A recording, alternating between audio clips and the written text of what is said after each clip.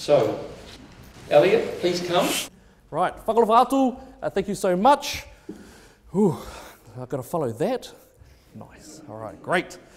Right, I'm a little bit more intense apparently, so I'll try not to be as intense as I usually am, but it might just drop anyway.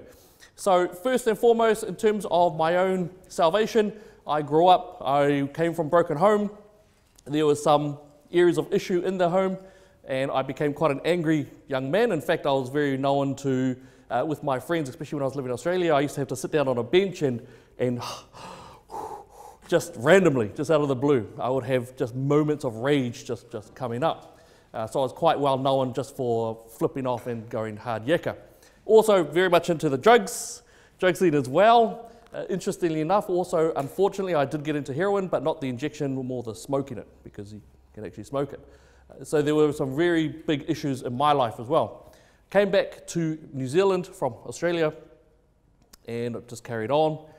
Got into also a little bit of a couple of friendships who dealt with the first wave of meth and P. And so I saw that in the 00 and 01. So I was very much traveling to a very bad trajectory. At the time also I was working very hard, and at some stage I made friends with a friendly Malaysian family who were quite weird, but they loved this God guy. I knew of God, of course, because I'm Pacific Islander, and at some point they took me to church, and at church I sort of decided to give this Jesus dude a chance. I'd heard about him in other churches, of course, gave him a chance, and actually, you know how Jesus is. He give him a little crack and he kicks his foot in the door and love just comes flooding through. When that happened, I thought that I was going to lose my rage because I was someone who was extremely full of rage. But he didn't. What he did instead was repurpose that rage and make it a force for good, I suppose you could say. So as soon as I became saved, I immediately went straight into youth work, and I started to support some of the people who were, some of the young ones who I had connections with, who were engaging in suicidal ideation and self-harms. The picture that you put up was quite interesting. I was looking at that, I was going, that's a rager. Because you'll find that with self-harm, quite often they'll actually cut themselves in equal lines and very straight. The ones who did on the picture are usually flipbirds. They implode and then they just hit themselves. And it can be in that regard.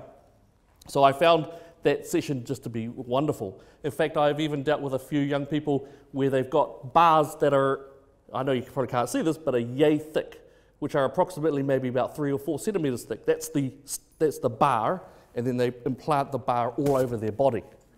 That occurs right now. Now, I've been grateful to be part of an intervention program on a couple of them to help them come out of that, but some are still very much in it. So my life turned around, and I just basically flooded into youth work. So I've dealt with suicidal ideation, sexual abuse, sexual abusers, physical abuse, pretty much wide spectrum, and even going the other way to building programs for youth leadership and facilitating those. Love it, and I will end the rest of my life doing that type of thing as well. Approximately 10 years ago, I dealt with a couple of sex slavery suicide cases, and I actually burnt out. Something that happens to some of us youth workers, it just happens, we burnt out. I came back up and I realized we are winning cases here and there, but overall we're actually losing the war for our children. The stats say otherwise, but myself and all the other people in the field were looking at each other going, no man, they say we're winning, we're not. We're seeing this and it's growing more and more. So I invited, what's going on? Did a whole bunch of study that I could over the next couple of years, and no surprise, it was of course to do with family structure. Specifically between the first 1,000 years, so first 1,000 days, so between pregnancy and the 3 years, and then to 16 years. You can find that the quality of your family structure during that time period has a great amount of input into how you do in your life. So, no rocket science, the best place for a young person to grow up who's going to make good choices, going to have a good job, going to not hurt people, not commit suicide, not engage in drugs and alcohol behavior, is going to be a married mum and dad home. Now that is huge, that's massive. when that came up, that's when I realised, okay, right, why is that going wrong? Why have we suddenly got social statistics breaking down? When I looked at it, I also utilised the control group of Māori. Myself, I am Te Atiawa Ngāti Raukawa, which is actually quite a local area around here. But I use Māori as a control group because of the social statistics that we see. What I found then was that from the time of the late 70s, the average Māori, when you were Māori, you were born into a married mum and dad home, it was about 80%. So if in the 70s, if you were born Māori, you had an 80% chance of being married into a mum and dad home. As of right now, does anyone know what the statistic is? Anyone take a guess? 20%. 20%. It is 20%. We went from 80% to 20%. And the dramatic causes are massive. In actual fact, we see a similar case. Does anyone know of a similar group statistic also, but from the 60s and to today? 60s, they had approximately 80% chance, or 75 to 80% chance of being into a married mum and dad home. Now it's about 20%, 25%. Does anyone know another group? Sorry, I do this as like an interaction sort of thing. The American black family. The American black family. So that's going wrong. This is going wrong. What's going on? So I went back. Okay, it's not colonialism. It's not institutional racism. It's not da-da-da-da-da. What's going on?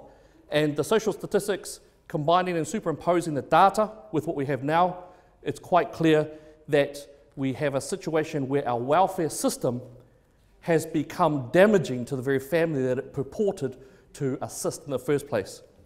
Well-intentioned, but a dramatically bad outcome. Same, and it actually parallels what happened in the States as well. So that's where we're at. So the damage that's been caused there, the damage that I see on South Auckland each and every single day, and I mean each and every single day because I work in South Auckland, I live in South Auckland, I play in South Auckland. It's my life. That's how I roll. So when I did that and I realised that it's actually to do with the policies. In 1974, a particular policy came out. Does anyone know what well-meaning policy came out in 1974? DPB. Well-meaning. No one, I don't think anyone says it wasn't well-meaning. It was well-meaning. DPB was well-meaning, but what it did was it started a process of disempowering and subsidising solo parenthood, unintentionally. And they added to that particular benefit as it went on. And Thomas Sowell is my favourite intellectual. Does anyone know who Thomas Sowell is? Awesome, awesome. Thomas Sowell said this: the black family survived centuries of slavery, generations of Jim Crow law, but has disintegrated in the wake of the Liberals' expansion of the welfare state. And we see that here now. So that's actually one of the biggest, that's why I got into politics at all. And of course it has to do with the other element, which is this year will be the most important election in living memory. Yes. The most important in living memory. Why is that? We are under Western culture. Now we have an oddity, a beautiful, lovely oddity, Treaty of Waitangi. We've got those elements in there, but we are under a Western culture. Now our laws and our rules and our policies are all tethered to the two pillars that hold up Western culture. So what, can anyone tell me, what are the two pillars? There are two pillars of Western culture. Oh yeah, okay, we'll go for the easy one then. Judeo-Christian principles, ethics and values, very specifically that. And on the other hand, on the other pillar, what do we have? Yes, we'll go with that one. Ancient Greek democracy, the idea of our governorship. Reason, logic, empirical data, observational fact, those elements. Our objective morality. Our objective morality. Every type of society and culture has these types of pillars. So, we also know that certain societies are brutal or very harmful when these two pillars have not one but the other. Now, if we have a society that's built only on objective morality, does anyone have an example of one? They've foregone reason and logic in that type of area, and they only go for religion, objective morality. What's an example of that type of culture? Oh, Afghanistan, Turkey, or maybe Turkey-ish. Absolutely right. So those areas where we look at ISIS, where we look at Afghanistan, where we look at the Tehran, where we look at those elements there, we move into fundamentalism. The idea, and you can get into some very horrific areas in those areas. Homosexuals being chucked off buildings, cut off the hands. The areas of Sharia law, which don't necessarily look at rehabilitation and justice, but look at just the rule of whatever God they serve. All right, let's get rid of God, objective morality, and only go with secularism, with the idea of science and fact and thought, as opposed to our objective morality, getting rid of that and sticking only with this area here. Does anyone have an example of that? Selwyn pointed to a couple of elements, ideologies. What ideology might that follow? Socialism, communism, fascism. The idea, no God. The state is God. So we know that those don't work. We know very well. What's the basic numbers? What's the conservative numbers for the death toll of socialism over the last 100 years? Does anyone know? About 100 million. About 100 million, and men, women, and children. That's how horrific it gets. So it doesn't work. Now, I've gone head-to-head with quite a few socialists up in Auckland. No problem doing it again. No worries. Now, Western culture is the greatest culture in the history of mankind because it combines the idea, it tethers policies with democracy, empirical data, fact, thought, reason, logic, with Judeo-Christian principles, ethics, and morals. Western culture is the only culture that has been able to do this, only one. And it is only under Western culture where slavery has been abolished, where the idea of paganism has been removed, where the idea of education for all has come from, all of the beautiful parts of our society, the capitalistic areas, the love for life as life has come from. Now, the reason why we are at a crossroads, why this is the most important election in living memory, is because of, one, the fact that both of these pillars are now being eroded and removed and placed away. Both of them have been moved away. You've heard Alfred and Selwyn talk about gender identity disorder, the idea that a man can be a woman and a woman can be a man, or a boy can be a girl can be a boy, and that it's fluid. This is an erosion of both. It is under the DSM a mental disorder, it is gender identity disorder, and right now you fund the puberty blockers, the hormone treatments, you fund also the surgeries, the cosmetic surgery that makes a male look like a female and a female look like a male. You fund it. Now, if it's from the male to female, it is $50,000 for the first surgery. For the other way around, it's $240,000 for the first surgery. Because don't forget, these are lifelong surgeries.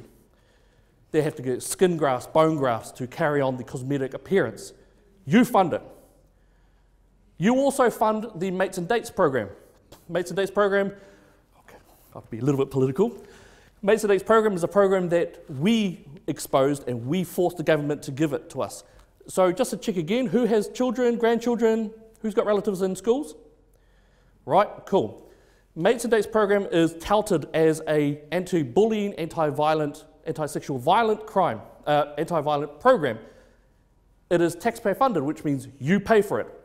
We forced the Ministry of Education to give us the handbook. In the handbook, what it shows is that it is nothing less than a push to encourage your girl or boy to accept the possibility that they might be the other gender. This is happening from year 9, so this is from high school onwards. And not only that, because you fund it, it's offered free of charge to schools. If they don't have their own program, they will go for it. Now, I confirmed 3 weeks ago that St. Patrick's in Wellington, that St. Patrick's is running it. Now, that's just the last one that I did, St. Patrick's. All right?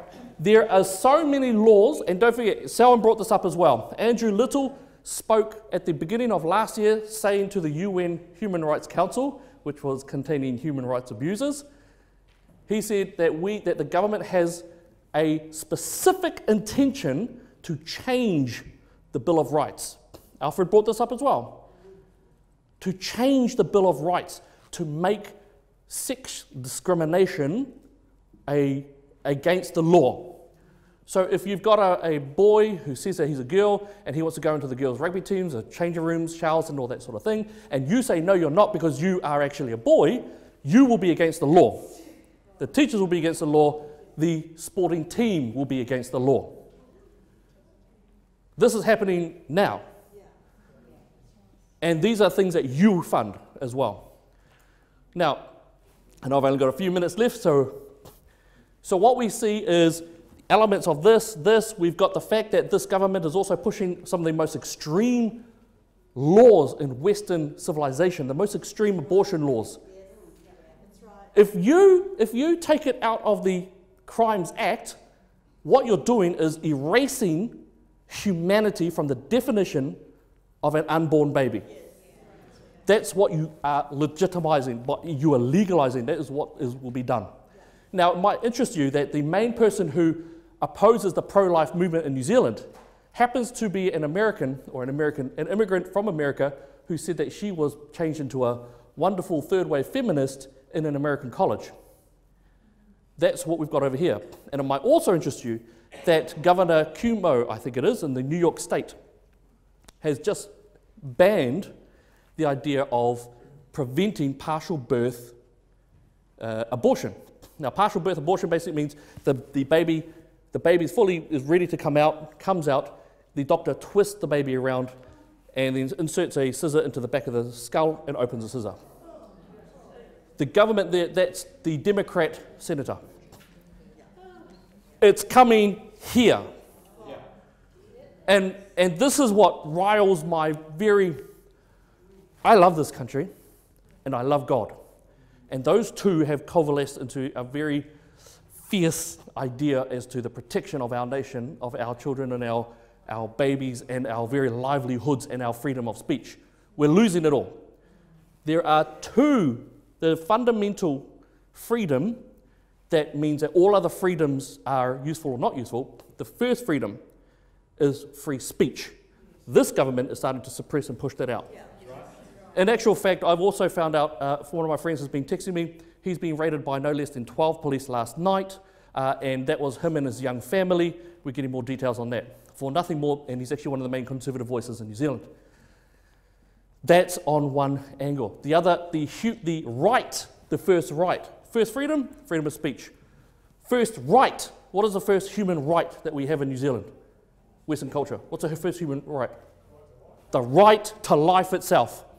And with this government actually now supporting the legalization and liberalization of suicide, as well as some of the most extreme laws in abortion that you can find, now they're starting to remove that. That's what we found here. That's what's going on right now. So I would say this is the most important election. Why? Because both pillars are being removed. And the other reason is, the second reason for why this is the most important one in living memory is because it is not actually a nationwide problem. It is a culture-wide problem. That means New Zealand, Australia, most of Europe, United Kingdom, well, arguably UK is nearly gone. Oh, no, it might be brought back. America, Canada, anything that has the element of Western culture, that's where we've got these problems. The pushing and the removal of freedom of speech, the removal of the human right to live has been taken away from us. And my last thing I'll say, how long? 2 minutes, oh lovely. Who here has people who fought in the war? Love it. Oh, yeah, true, which one? Anyone, really. My grandfathers both fought in World War II. My Palangi grandfather had great stories. He came back. He was a major in the sappers and wonderful time. My other grandfather, Elliott Ikelei, he went over, he came back, he burnt his uniform on the first night. He was one of the ones to help out the Māori battalion. He lost, from what I heard, almost every single one of his friends and had to crawl through some horrific places. Two men, two very different payments or two different experiences of the war, but that war, that's our freedom that we fought and bled and died for over there. And even the ones who came back, they didn't come all the way back, did they? So we have to defend their right, their honour as well. And I'll just say this. God has put me in this place. I love it. And if that means that my own life be given in service and to be a cost for our continued freedom, so be it. God bless you. God bless you.